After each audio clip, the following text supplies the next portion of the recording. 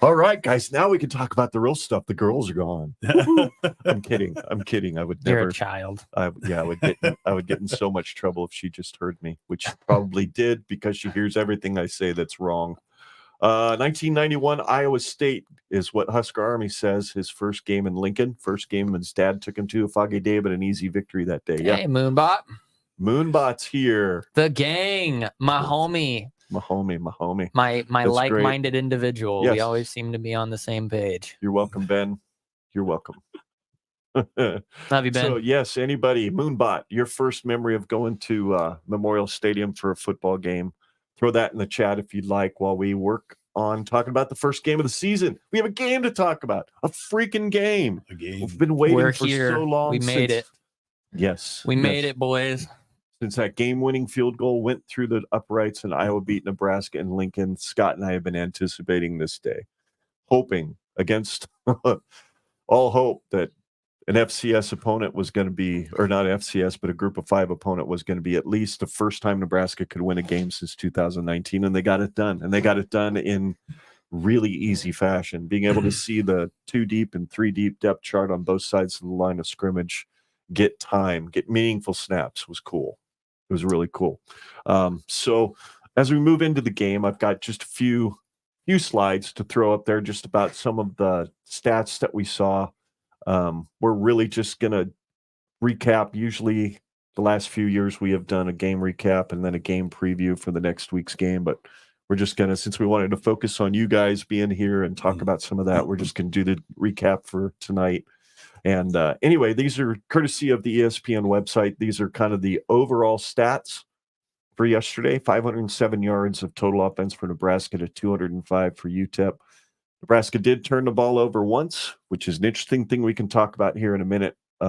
They turned it over twice. We actually finished +1 on the turnover margin for the first game. If we could do that for 11 more, just finish +1, that'd be pretty cool. Yeah, it would. It'd be pretty cool. 30 first downs for the Nebraska offense and 12 for the UTEP Miners. So, speaking of that one turnover, you noticed it. We talked about it in the stands. Dowdell was the one that dribbled the ball on the ground, and we're getting our picture taken. He tried to make us shush about it too, but we're not going to do that. Know. We're going to make sure the whole world knows she just interrupted our live stream. Exactly. To get a good photo, hopefully flattering. Hopefully flattering, yes. Well, the shirts are all lined up properly, so we've got the right ratio. But yeah, Dante Dowdell was the guy that put the ball on the carpet, and he did not take another snap for the rest of the game. Nope. They practiced what they preached. Yeah, Satterfield said it. You put it on the ground, you're going to be on the bench, in essence, is what he said. So it was good to see that they followed through on their word. It was good to see that guys like Gabe Irvin and Emmett Johnson and Ramir absolutely picked up the slack. Yep. Absolutely picked up the slack. And in fact, Emmett is the one who finished with the most yards. And Ramir was the one to take the first snap. And Ramir, I would have not guessed that. Nope, me neither. Even with them listed at the top of the oars, I would have almost put most of my money on the fact that Emmett was going to take the first snap. Yeah. But no, he wasn't in there until Dowdell dumped the ball on the ground. So because he was rolling. Dowdell was rolling. Oh yeah. So any other comments, particularly overall thoughts on the game? Since we kind of did the overall stats, go ahead, Chuck, your overall thoughts going from beginning to the end of the game. What was it that kind of stuck out to you about it? I actually thought the offensive line was dominant the whole game. I mean, they opened up holes for the running backs all day long. I mean, and they protected your quarterback really well. And he was throwing the ball really well too. So, I mean, the whole game, it was just a dominating performance on both sides of the ball, really. From what I saw, their defense played well and got them 2 turnovers. Right. Scott, why don't you throw your overall thoughts up there? I am going to go do a little bit of work moving some cameras. All right, go for it. I'm thinking that the first impression that I really had was just having a sense that we had a quarterback that was composed, having a well-composed quarterback who could sit in the pocket, go through his progressions, and make proper reads made such a huge difference going to the or leaning into the rest of the game when thinking of just my confidence, my overall confidence level. Because one thing that has been a true testament of Nebraska's intestinal fortitude or lack thereof for the last 4 or 5 years has been that we might have a quarterback that may do some things for a little while, but when it comes down to high pressure moments, they tend to fold. And there were moments where it wasn't that the pocket was collapsing. There was just a good blitz that wasn't picked up, or maybe there was just a guard or a tackle that didn't, they got their foot in the wrong position at the wrong time, and so there was a defensive lineman that was pushing through and giving some pressure to Raiola, and he just he did one of 3 things, which is exactly what you want. Either just steps out of the way, doesn't fold in the pocket and makes a quick throw away, or is able to do what an elusive quarterback can do, and that is just get out of the way and fight for another day. So having a quarterback presence that felt comfortable and felt consistent was just a huge thing for me. So overall, the entire game, I never felt like we were going to have a quarterback that folded. And that leads me into the next portion, which is we had Heinrich Harburg 5 for 5 and wasn't getting shy. The difference between Heinrich Harburg last season and this season seems like night and day. Yes, it was a small sample size before Jalen, what's his name? Gramstad. Yep. Before he came in, and he went 1 for 3. Gramstad did. But just seeing the maturity level of Heinrich, granted, yes, all things considered, it's UTEP. We already are up on them. We're basically playing garbage time now. Yeah. But you know what? There were moments last season where the pressure wasn't necessarily all the way up on Harburg, and he looked lost, and he looked his fundamentals were just kind of all over the place. And I was just so proud to see the dude go out there and just play composed football, because we need that. We need that. There's no guarantee that we have Raiola this whole season. God willing, I hope so. Yeah. But just knowing just from that sample size that Harburg is able to do some things, and that's good. That makes me happy. Yeah, and you know what? You saw his toughness too, in the sense that when I rewatched the game, I think maybe I don't know if you saw the play or not, but he did take a sack.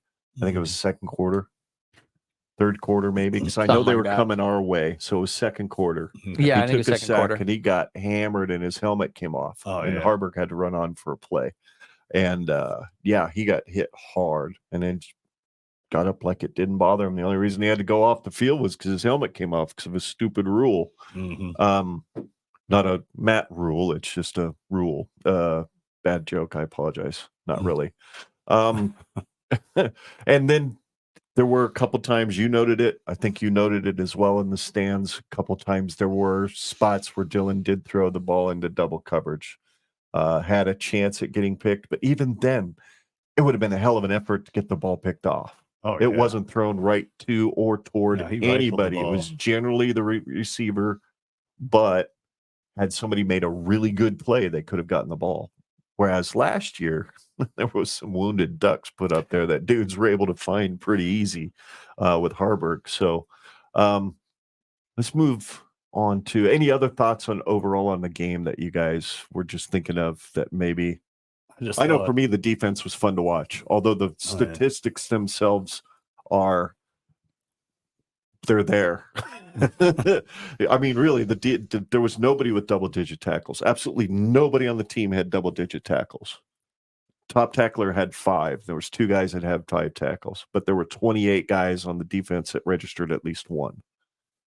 So we'll get to those defensive stats here in a minute in the last couple slides.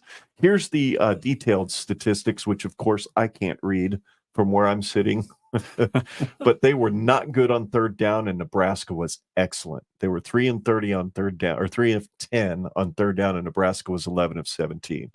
And there was a lot of third down and longs. And if you remember too, that first drive that Nebraska scored on, there was at one point a 2nd down and 30. Yep. We watched it in the replay. Yeah. For some reason I remembered it as being later in the game, but 2nd down and 30, and they converted, including a 3rd down and 12. So one of those questions we were asking last week with the Husker Podcast, Scott, was what is the quarterback going to be able to do when we get in 3rd down and long? Are we going to have a reasonable shot and reasonable confidence to complete that play? And we saw yesterday, granted, group of 5, I get that. But we saw yesterday a kid that's capable of doing that. 4th down conversions, nobody tried them. Of course, we've been through the total yards. Passing, 284 to 149 total. 239 of that, of course, by Dylan. Yeah, which is crazy because last season we didn't have a single game where a quarterback threw over 200 yards. Mm-hmm. Mm-hmm. Night and day. Yeah, night and day. We averaged 160 yards through the air last year. And you said he's a freshman, right? He's a freshman. true freshman. True freshman. 19 years the old. way he throws the ball with touch. I mean, he has the touch Yeah. to throw That's the what deep all ball. of that's what all professional college, or I guess high school analysts that analyze the top high school recruits going into football, into college football. I mean, every single analyst that would officially file a report on Dylan Raiola said this guy is a D1 starter out of the gate. Yep. He's just so developed. He's so physically matured. He's fundamentally matured. He's got high football IQ. He's got an excellent arm with, just like you said, he's got great touch. Yeah. And we got to see it. I mean, it's against UTEP. I understand that, but it doesn't matter because a good pass is a good pass. Oh, yeah. That's it. It's just, oh man, so beautiful. Yes, it was so pretty to watch for sure. It was like a conductor or conducting an orchestra, really. Yes. Watching Dylan play. It was really truly enjoyable to watch. Back to those detailed stats. Anything else stick out to there? Obviously the rushing disparity, 223 yards for Nebraska to 86 for UTEP. A lot of those yards came later in the game when you had your 2nd and 3rd string defense in there. The balance on offense for me sticks out. 233 rushing, 284 passing. That's right at that 60-40, maybe a little more even than that, for Nebraska. So what was our I like long? that. Looks like our long was 42 yards. So roughly about 1/5. So about 20% of our total rushing yards came from one incredibly well-designed play. I have to talk about this play really quick. Emmett Johnson running 42 yards. If you watch that play, I had to watch it again because I think I saw it in the stadium and I had to recollect my memory. So I found the highlight of it. Dylan Raiola goes up and he does 3 individual adjustments. He has his running back switch one side, reads the defense, has running back switch back to the other side, and has a tight end come. I think he brings a tight end closer to the set or flips the tight end. I can't remember what it was, but he does 3 individual adjustments before snapping that ball where Emmett Johnson goes off for 42 yards. That is something that I can't say I've seen from a quarterback in the last 5 years. A quarterback who's able to read the defense and is able to make very minute adjustments to be able to confirm what he's seen in the defense. And that defense, I mean, it's UTEP, it is what it is, but that defense didn't realize that he was reading them like a book. And he called an audible for his running back. I'm sure it was something he was supposed to cut to the right side of the offensive line for a hole there, and decided, no, you're gonna go to the left. You're gonna switch and you're gonna go cross to that left side, that weak side of the offensive line. And that's exactly what Emmett Johnson did, and it was the perfect read. There was that. Yeah, there was, I think on that play they mentioned on the broadcast. Oops, I'm muted. Yep. I think they mentioned on the broadcast when we were watching it last night that he had 3 checks on that particular play that he walked up to line with, that the coaches gave him. You can do this if you see this, you can do this if you see this, and you can do this if you see this. He checked all 3. Said, whoop, and then they shifted. Then he checked to something else. They shifted again. Then he checked the third time, and that's when that play busted. And to have that level of IQ, football IQ, which is what Coach BA just said, his football awareness and IQ plus his arm angles are what set him apart.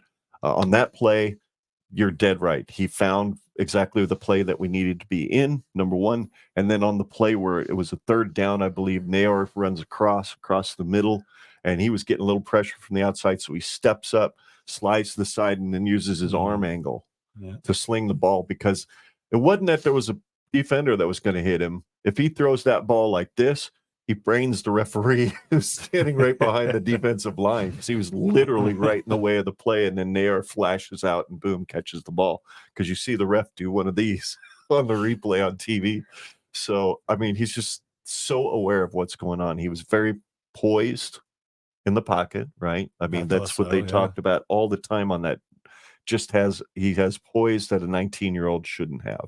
He gets rid of the ball when there were many times where I could see maybe if he threw it to this guy at the right angle, if he's doing a curl and coming back, but those are high risk, low reward decisions that a quarterback can make. And he just chose to throw it away, which is amazing. It really is. It's such a good feeling to know we've got a guy that can do that. Thank you, Methodics. Quick math says 57% passing, 43% rushing. So right around that 60-40 sweet spot. And I completely agree. If we can stay there, especially in Big Ten play, and maybe even that out a little bit more as you get into late October, early November, when the wind's whistling through that stadium. We didn't get to feel much of it. It was not a lot of wind yesterday. A little bit of breeze that gave us a little bit of true. relief here and there, but you don't. When it's whistling through there at 25, 30 miles an hour, throwing a football is not easy. But I think Dylan's the guy that's got the arm strength and the ability to throw that tight spiral that can cut through that wind fairly well. And I like that offensive line to open up some holes and get some running game established late in games that we've so desperately needed and have not had in quite a number of years, being able to salt a game away by just cramming it down somebody's throat.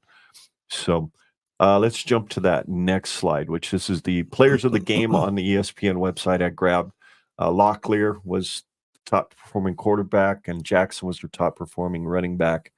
And that Thomas kid got 71 yards of receptions. He was pretty good. He had that one TD. That one long one. That was a long one. Yeah, it was like a 42-yarder, I believe it was.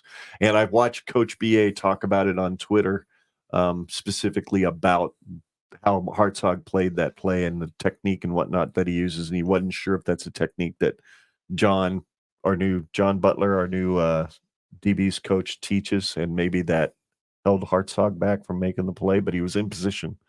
He just was not using a hip-to-hip technique as opposed to a hand-to-hip technique is what Coach BA was talking about. But for Nebraska, obviously, Dylan Raiola, 19 of 27, right at 70% completion rate. I calculated it was 70.3, 238 yards, 2 touchdowns. Emmett Johnson, 8 carries, 71 yards. And Isaiah Nayor, 6 receptions, 121 yards, 1 touchdown, which was the highlight play of the day.